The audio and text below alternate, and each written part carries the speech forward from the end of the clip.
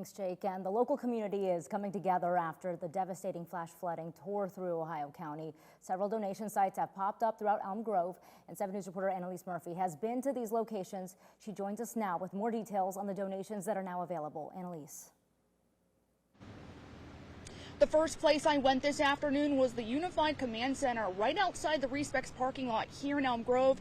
And the best word I can use to describe that scene is overwhelming, and the way the community came together so quickly. People and businesses from all over the Ohio Valley were bringing truckloads full of supplies in for people who have been impacted by this devastating flash flooding. I heard one resident say these acts of kindness were, quote, a godsend during this difficult time. In Elm Grove, another pickup and donation site are set up at the elementary school, and we spoke with several of those volunteers who got these sites up and running in such a short amount of time. Response efforts began early Sunday morning, where local first responders set up a unified command center right outside of Respex in Elm Grove to create a central place for victims in need of supplies. As local volunteer Leanne Sprouse explains, the small site quickly grew into the main hub for those in need as more volunteers came down to help. As you can see, we have a lot of businesses in the community that are donating, as you can hear.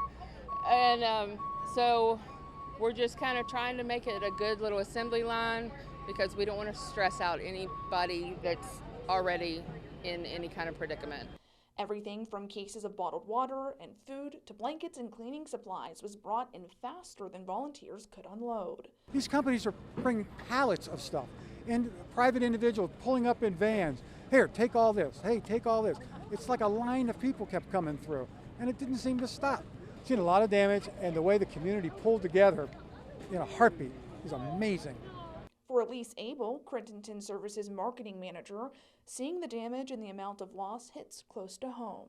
We have our residential facility here in Elm Grove, and we are right along the creek's riverbed. It's just so odd to be here one day, everything's perfectly dry, things are normal, and then all of a sudden it looks like a hurricane swept through. It was insane.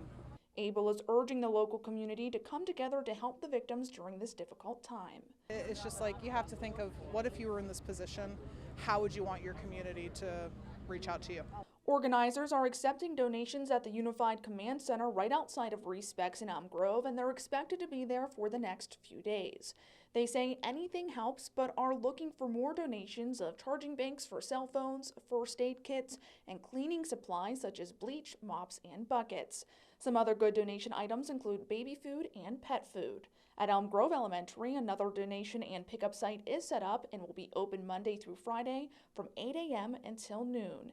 Now, the organizers at the Elm Grove Elementary site say they do not need any more donations of clothing or blankets, but again, they are looking for donations of cleaning supplies. If anyone is displaced and in need of shelter, please go to the Salvation Army located at 140 16th Street in Wheeling. When I was at the donation site outside of Respex earlier, a volunteer shared a heartbreaking story with me.